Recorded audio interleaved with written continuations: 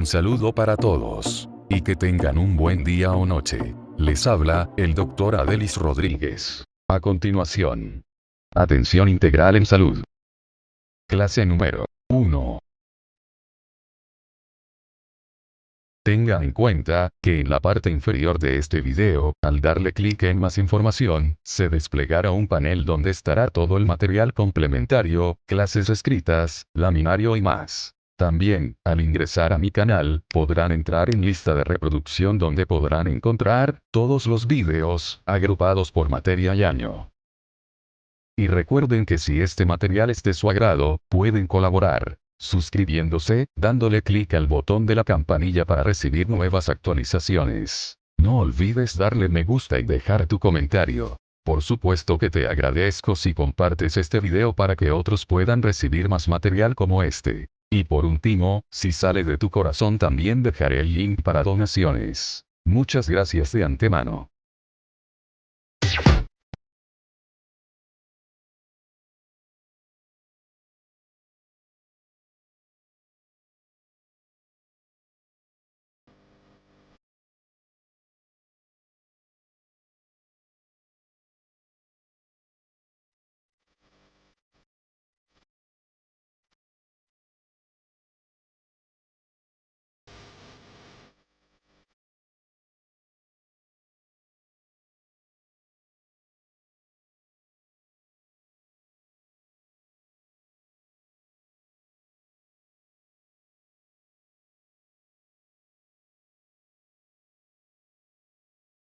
Saludos a todos. Con la actividad orientadora de hoy, comenzamos el estudio de la asignatura Atención Integral en Salud, la cual incorpora contenidos relacionados con el crecimiento y desarrollo en las diferentes etapas de la vida, la atención al paciente con situaciones especiales, así como la rehabilitación en la atención primaria de salud y la salud familiar. Al concluir el estudio de estos contenidos, ustedes serán capaces de caracterizar la asignatura a través de sus objetivos, unidades temáticas y sistema de evaluación. Identificar las características evolutivas del crecimiento y desarrollo prenatal y postnatal, a partir de las variables antropométricas en el individuo. Interpretar las modificaciones generales que produce la gestación en el organismo materno y evaluar el crecimiento y desarrollo en el individuo a partir de las variables antropométricas y métodos de valoración.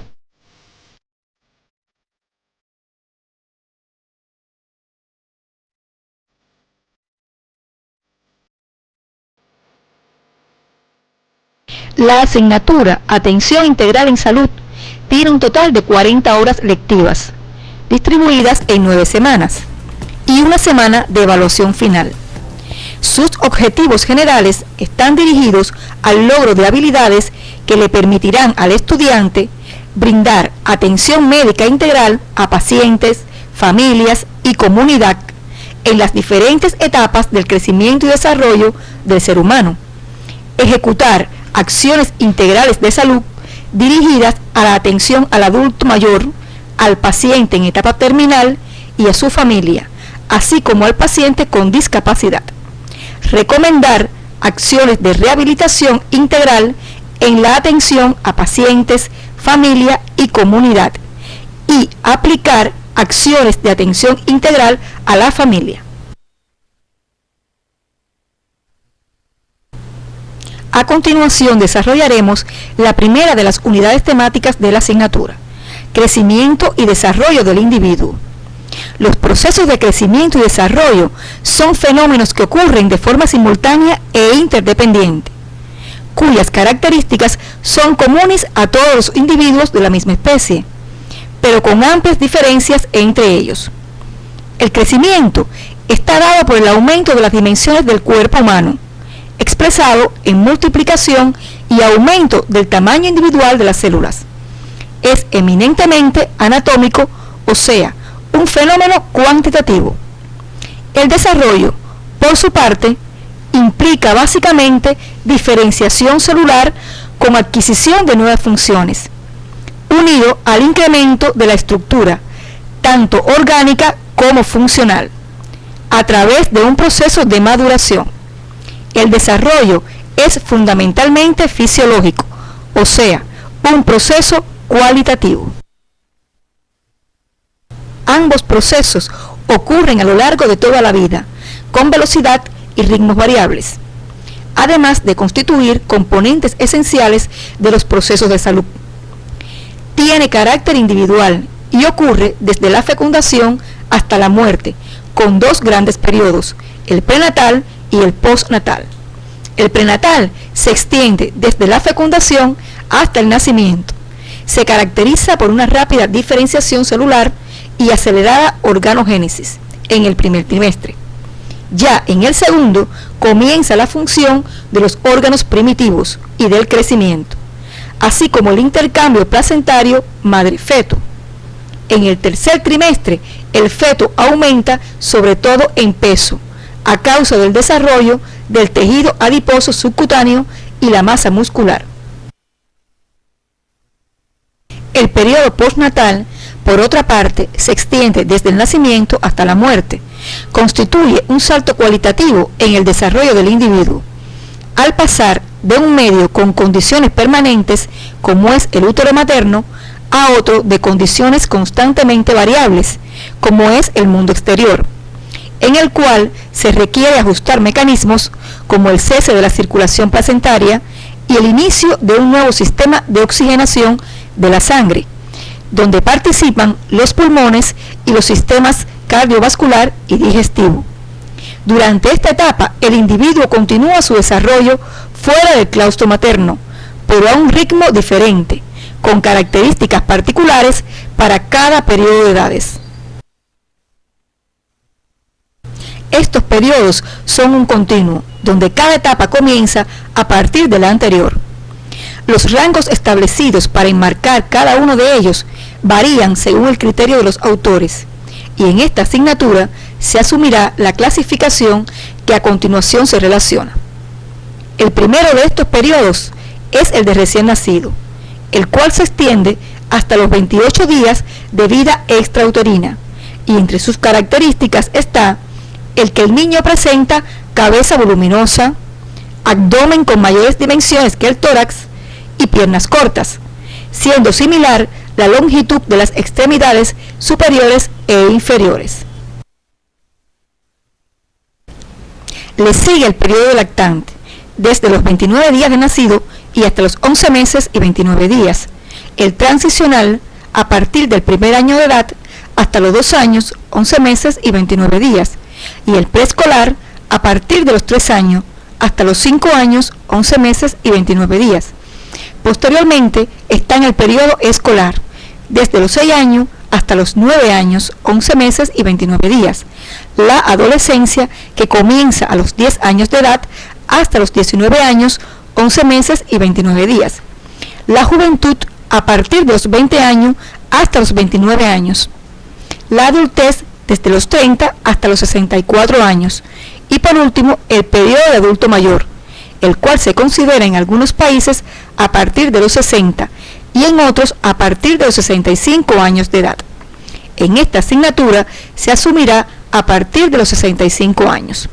En cada uno de estos periodos, el organismo presenta características propias que lo distinguen como expresión del proceso de crecimiento y desarrollo individual, susceptible de ser afectado por diferentes factores. Entre esos factores muy relacionados con el crecimiento y desarrollo se encuentran los genéticos, ambientales, psicológicos y económicos sociales. Los factores genéticos constituyen uno de los elementos determinantes de este proceso y le procura a cada individuo un patrón de crecimiento y desarrollo específico, el cual puede ser modificado por otros factores. La genética influye en la talla final del individuo, en sus proporciones corporales y en diversos procesos dinámicos madurativos, tales como la secuencia de maduración ósea y dentaria, la velocidad de crecimiento y la edad de menarquia, entre otros. Evidencia de ello lo constituye el hecho de que los individuos del sexo masculino tienen como promedio una estatura superior a los del sexo femenino. Existe una correlación positiva entre la estatura de los padres y la de los hijos. El crecimiento y desarrollo de los gemelos idénticos es casi superponible a diferencia de los gemelos no idénticos, y el desarrollo óseo de las hembras es más avanzado que el de los varones durante toda la etapa del crecimiento. Otro factor es el ambiental, el que se evidencia aún desde el medio intrauterino, siempre en estrecha interacción con los factores genéticos. Dentro de los factores ambientales, la nutrición y las enfermedades infectocontagiosas son particularmente importantes, así como el clima y la estación. La nutrición quizás sea el más relevante dentro de este grupo, pues se ha comprobado que el aporte adecuado de nutrientes permite un crecimiento armónico que refleja fielmente el potencial genético. En cambio, la alimentación insuficiente puede comprometer el proceso de crecimiento y desarrollo. En relación a la influencia de las enfermedades, se ha evidenciado que la atención médica adecuada y la práctica sistemática de inmunizaciones preventivas da como resultado mejor crecimiento y desarrollo de la población infantil. En cambio, cuando el desarrollo sanitario de un país es bajo, el desarrollo físico de los individuos es pobre y la mortalidad infantil aumenta. El clima también influye en el proceso y se ha demostrado que en los países no tropicales existe mayor velocidad de crecimiento en primavera y verano que en otoño e invierno. Los factores psicológicos constituyen otro de los elementos que, muy relacionados con los anteriores, influyen sobre el crecimiento y desarrollo del individuo, pues se ha evidenciado que en el niño sometido a estados de estrés emocional prolongado se afecta la hormona del crecimiento y se produce retardo en el mismo, mientras que al suprimir la causa del estrés, la recuperación es semejante a la de la administración terapéutica de la hormona. Asimismo, se ha observado que la afectividad beneficia el desarrollo equilibrado de un niño en sus aspectos emocionales, sociales y laborales, y en casos de existir alteraciones afectivas en el vínculo con los padres o con la familia, el desarrollo puede afectarse. En relación con los factores económicos sociales, es de señalar que ellos constituyen el denominador común de los factores ambientales antes señalados. En las poblaciones con diferentes estatus socioeconómicos, los niños que disfrutan de mejores condiciones de vida alcanzan mayores dimensiones corporales que los menos favorecidos. Incluso se ha observado que la aparición de la menarquia en las niñas es más temprana. Igual sucede con los niños de las poblaciones urbanas en relación con los de las zonas rurales. Y se supone que en ello influya la mejor distribución de productos y servicios, así como las mejores facilidades sanitarias, mayor acceso a los centros de salud y superiores niveles educacionales en los lugares urbanizados. Resumiendo, la interacción de todos los factores antes mencionados crean las condiciones necesarias para lograr un determinado crecimiento y desarrollo en el individuo. De ahí la importancia de la valoración integral de este. Pasaremos ahora a estudiar las modificaciones que se producen durante el embarazo, las cuales le permiten al feto tener un entorno saludable, sin comprometer la salud de la madre. Estas transformaciones pueden ser locales o sistémicas. Entre las primeras se encuentran aumento de tamaño de los ovarios hasta el sexto mes, provocado por edema, y aumento de la vascularización y de las células intersticiales. A partir de entonces dejan de funcionar y adquieren aspecto senil.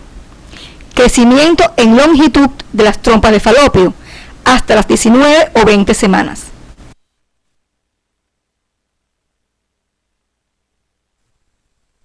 Modificación en forma y consistencia del útero, aumentando su volumen por hipertrofia e hiperplasia de las fibras musculares hasta los 4,5 meses de gestación, para dar paso a un crecimiento por distensión. Aumento de la longitud y capacidad de la vagina por hipertrofia e hiperplasia de sus fibras elásticas y musculares, y alteraciones estructurales y funcionales de las mamas por aumento de volumen, consistencia y sensibilidad, todo lo cual permite su preparación para la lactancia después del parto.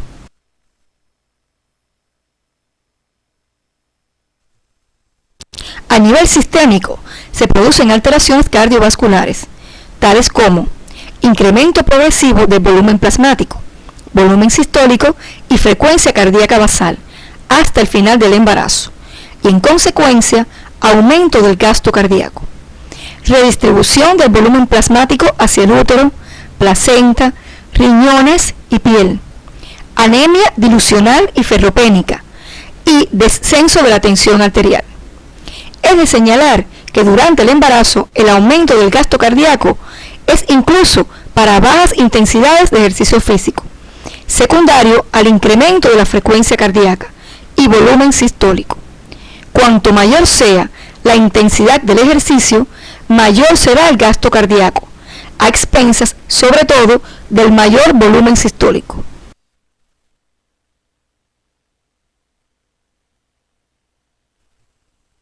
La función respiratoria también sufre modificaciones, pues el crecimiento del útero eleva la posición del diafragma, lo que reduce la capacidad pulmonar, además de aumentar la frecuencia de la respiración, lo que es más significativo a partir de la 21ª semana de gestación.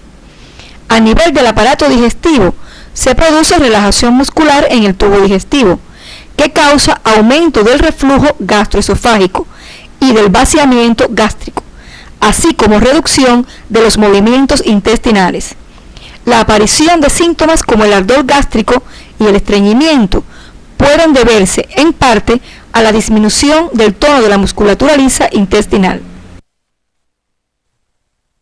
Entre otras de las modificaciones sistémicas que se producen, se encuentran la hiperlaxitud ligamentosa por aumento en la secreción de la hormona relaxina, con especial repercusión en las articulaciones pelvianas, el desplazamiento del centro de gravedad hacia atrás, aumento de la lordosis de la columna y aumento de la base de sustentación en el tercer trimestre del embarazo, incremento de la secreción de insulina con grandes fluctuaciones de la glicemia.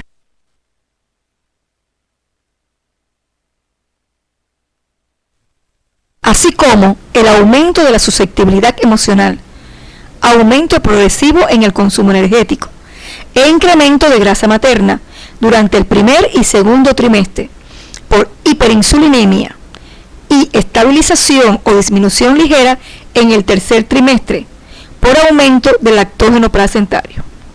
Usted debe profundizar en las modificaciones maternas ocurridas durante la gestación, revisando el capítulo 6, Semiología obstétrica, del libro Obstetricia y Ginecología, que aparece en el CD de la asignatura.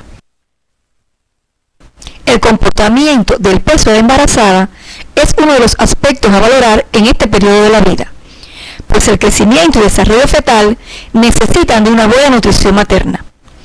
Para determinar si una embarazada tiene el peso adecuado o no, se calcula al principio del embarazo el índice de masa corporal. Cuando este valor se encuentra entre 18,7 a 23,6 kilogramos por metro cuadrado, indica normopeso, y las cifras inferiores traducen bajo peso en la embarazada.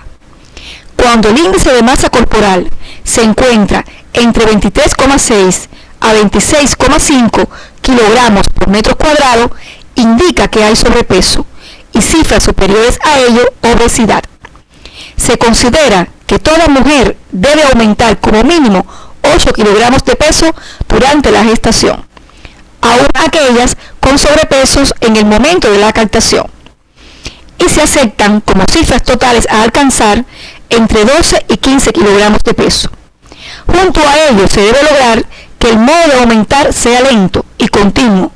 Por lo tanto, ese incremento será diferente según los trimestres del embarazo.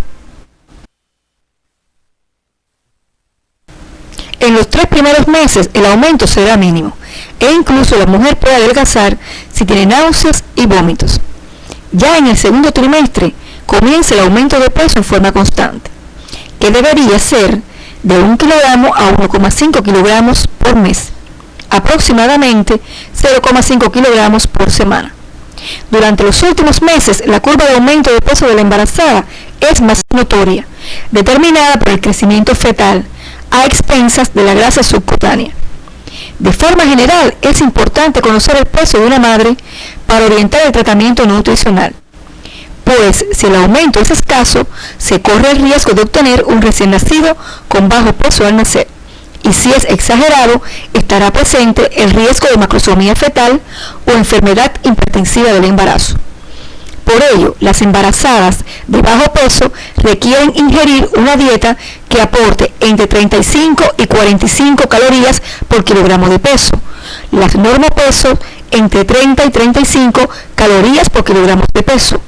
Las sobrepeso requieren entre 25 y 30 calorías por kilogramo de peso.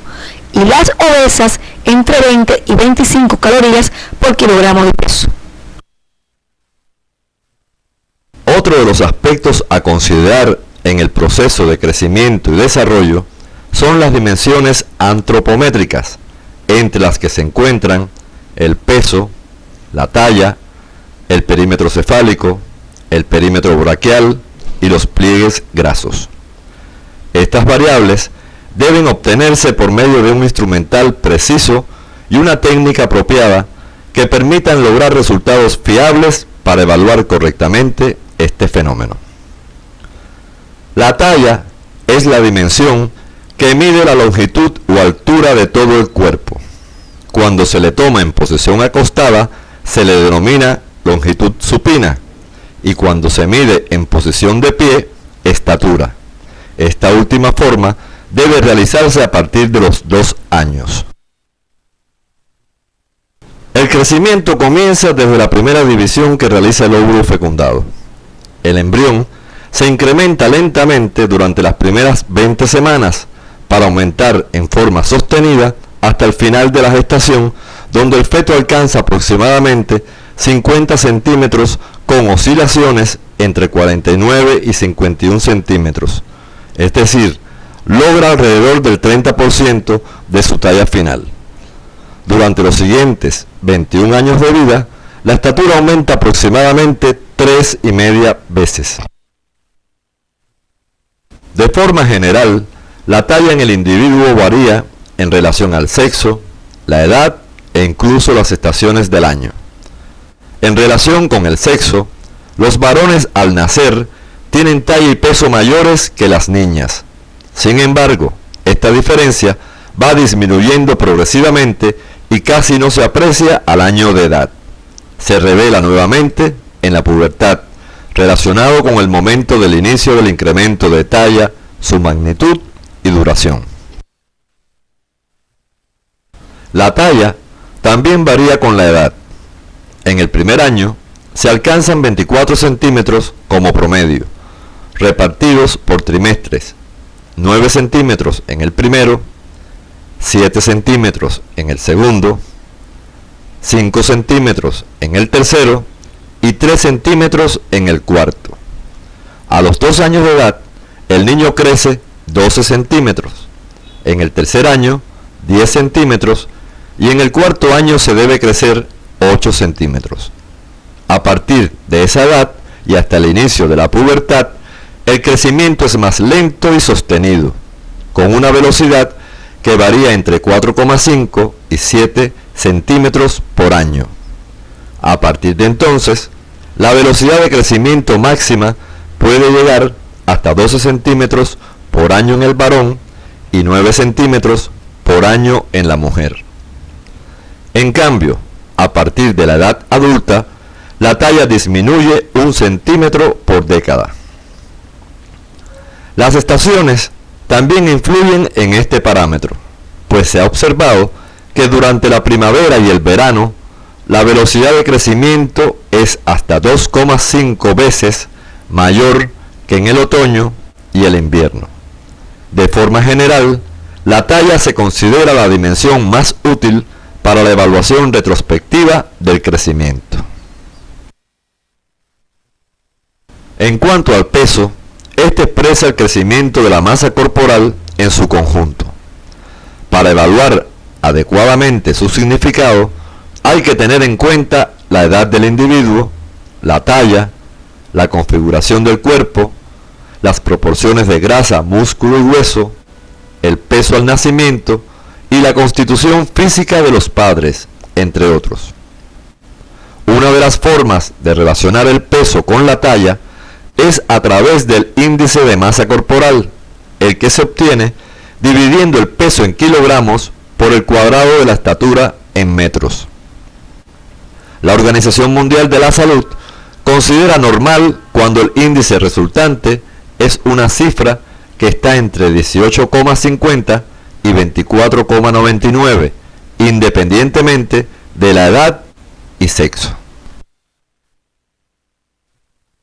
Estudios realizados en la etapa prenatal han demostrado que el feto alcanza como promedio 1,1 kilogramo de peso a las 28 semanas, 2,2 kilogramos a las 34 semanas y 3,3 kilogramos al término de las 40 semanas, lo que representa el 5,7% del peso de un adulto.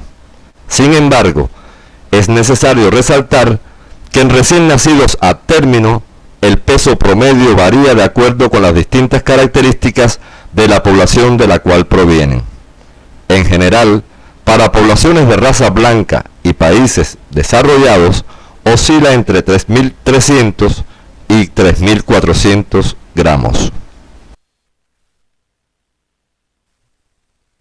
Durante los primeros días, el recién nacido puede experimentar una ligera pérdida de peso, y ello se debe a la evacuación de los emuntorios y a la natural adaptación al medio externo.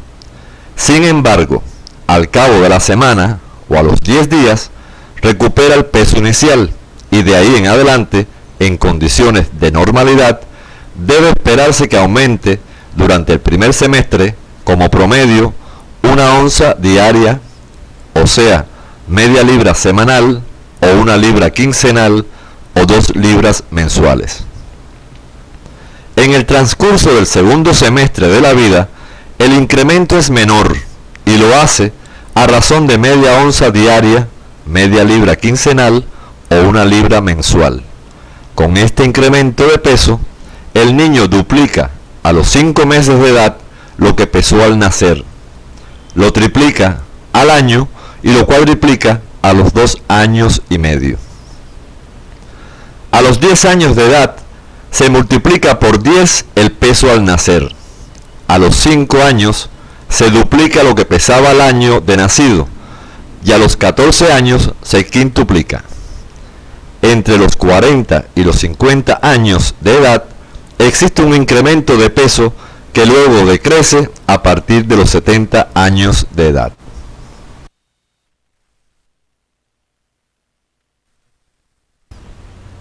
La circunferencia cefálica es otra de las dimensiones antropométricas. Se utiliza en los menores de 6 años y fundamentalmente en los menores de 1 año para conocer y evaluar el crecimiento del perímetro de la cabeza. El cerebro alcanza alrededor del 25% de su peso adulto al momento del nacimiento, lo que se corresponde con 34 centímetros, con una variabilidad entre 32 y 36 centímetros. A partir de entonces, el niño incrementa sus valores en aproximadamente 6 centímetros durante el primer trimestre, 3 centímetros en el segundo, 2 centímetros en el tercero y 1 centímetro en el cuarto, logrando al año de edad entre 44,8 centímetros y 46 centímetros, aumentando unos 2 centímetros en el segundo año. A los 3 años de edad alcanza los 49 centímetros y a los 5 años tiene 50 centímetros. A edad escolar, la circunferencia cefálica solo aumenta unos 2 a 3 centímetros y a los 15 años el promedio es alrededor de 55 centímetros. Son también dimensiones útiles para evaluar el proceso de crecimiento y desarrollo, la medición de los pliegues grasos y el perímetro braquial. Usted debe profundizar en ellas revisando el capítulo 4, Crecimiento y Desarrollo, del libro de texto Temas de Pediatría, que aparece en el CD de la asignatura. Continuaremos ahora con el estudio de los índices antropométricos como método para evaluar el crecimiento en el individuo. Estos son combinaciones de variables o dimensiones que resultan imprescindibles para la interpretación del proceso. Los más usados son el peso para la talla para la edad y el peso para la edad. Ellos pueden ser expresados en forma de percentiles, puntuaciones Z o porcentajes de la mediana, lo que permite comparar al niño o a la persona estudiada con una población de referencia. Lo más común para expresar las curvas de crecimiento son los percentiles. Ellos indican determinadas posiciones dentro de la distribución de valores que puede alcanzar una dimensión específica en una determinada población. Cuando estos se ordenan en magnitudes ascendentes o descendentes, al agrupar personas de la misma edad cronológica o que tienen otras características antropométricas comunes. Para ello, se han diseñado tablas con 7 columnas que indican los percentiles. Valores por debajo del percentil 3 o por encima del 97 nos indica que el paciente se encuentra fuera de los límites de normalidad.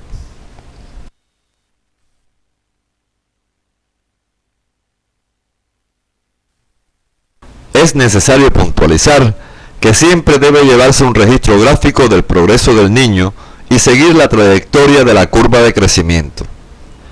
El método ideal para dar seguimiento a este proceso es el de comparar el peso, estatura u otra medición que se requiera con el recogido en un gráfico de percentiles de una población a la que pertenece el individuo en cuestión, pues estos gráficos tienen la virtud de que señalan la variabilidad de cada observación dentro del rango admitido para cada edad.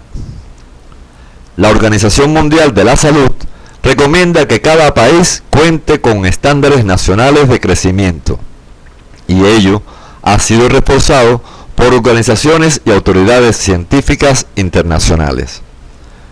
Usted debe revisar la interpretación y limitación de los percentiles en el capítulo 6, Crecimiento y Desarrollo, del libro de pediatría que aparece en el CD de la asignatura. Muy en relación con lo anterior está la canalización del crecimiento, lo que se produce durante las edades preescolares y se expresa a través de un comportamiento estable durante toda la infancia de la curva de crecimiento de los niños sanos dentro de los diferentes canales de crecimiento. Estos canales son el rango de valores que existe entre uno y otro de los percentiles que habitualmente se estiman.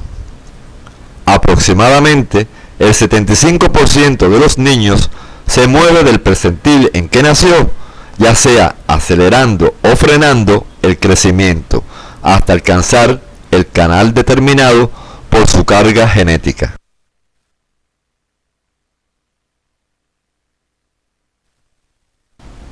Una vez alcanzado este canal, existe una fuerte tendencia a que el individuo se mantenga dentro de sus límites.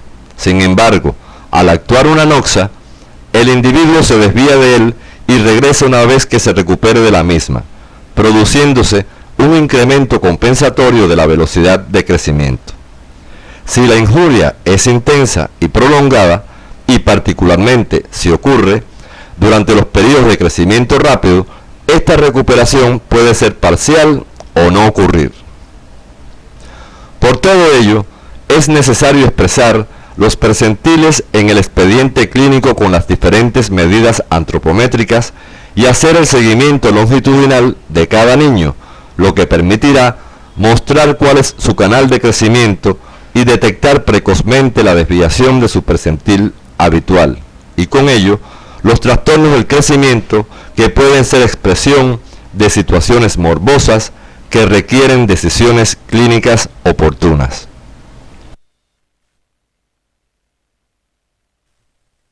Resumiendo, en la evaluación del crecimiento en el individuo es necesario realizar anamnesis cuidadosa valorando los factores que influyen en el crecimiento y desarrollo, examen físico riguroso, obtención de datos antropométricos con instrumentos y técnicas apropiadas, expresar los índices antropométricos en percentiles, puntuaciones Z o porcentajes de la mediana, registrar los datos obtenidos en la curva de crecimiento en distancia, interpretar los datos registrados observando la tendencia evolutiva de la curva y canal de crecimiento, así como representar gráficamente la velocidad de crecimiento.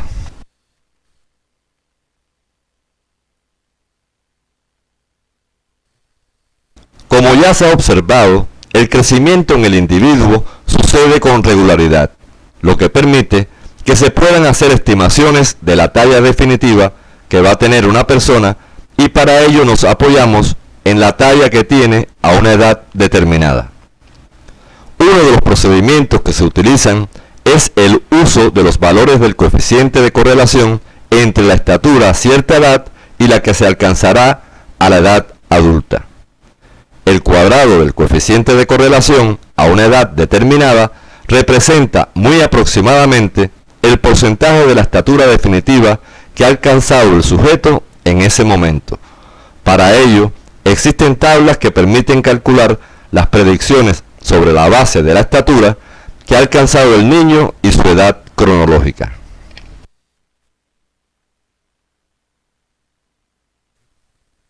Otros procedimientos tienen en cuenta el grado de maduración ósea alcanzado por el individuo en un momento dado, su talla y la de sus padres, siendo más precisos sus resultados.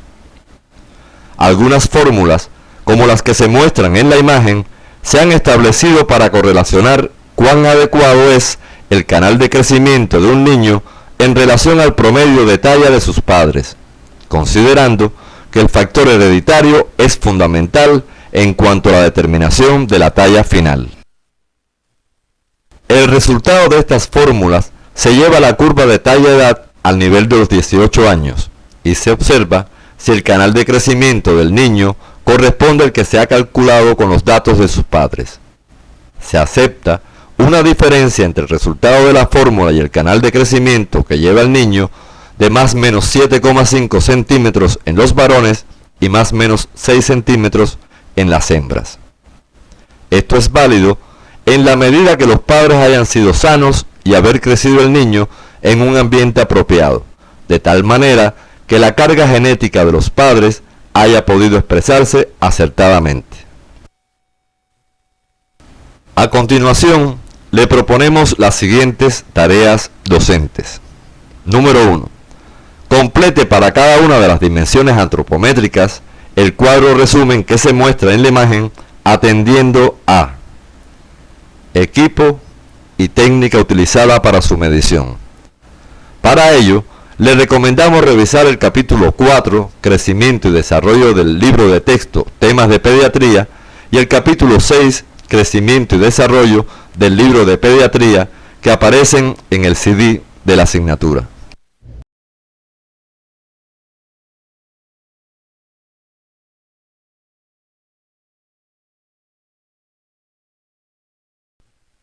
Número 2.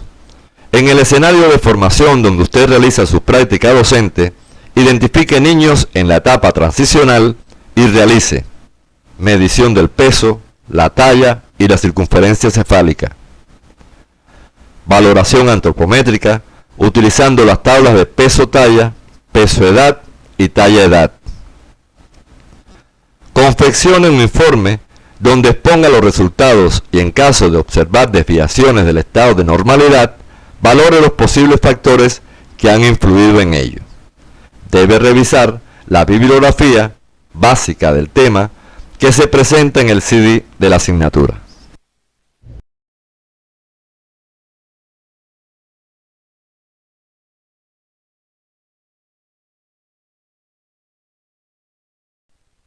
Al finalizar la actividad orientadora de hoy, podemos concluir que los procesos de crecimiento y desarrollo son fenómenos que ocurren de forma simultánea e interdependiente.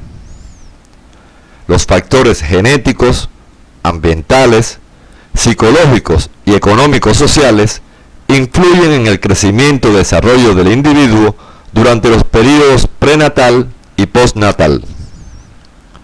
Las mediciones seriadas permiten construir un perfil de desarrollo del individuo y calcular su velocidad de crecimiento. Durante el embarazo se producen modificaciones locales y sistémicas en la madre que le permiten al feto tener un entorno saludable para crecer y desarrollarse. La evaluación del crecimiento y desarrollo es indicador de las condiciones de salud del individuo o grupo poblacional evaluado. En la actividad orientadora de hoy se caracterizó la asignatura Atención Integral en Salud y se trataron aspectos generales relacionados con el crecimiento y desarrollo, factores que influyen en él, modificaciones generales en el organismo materno, variables que intervienen en el crecimiento y desarrollo físico, así como los métodos de exploración y la interpretación de las tablas y gráficos antropométricos.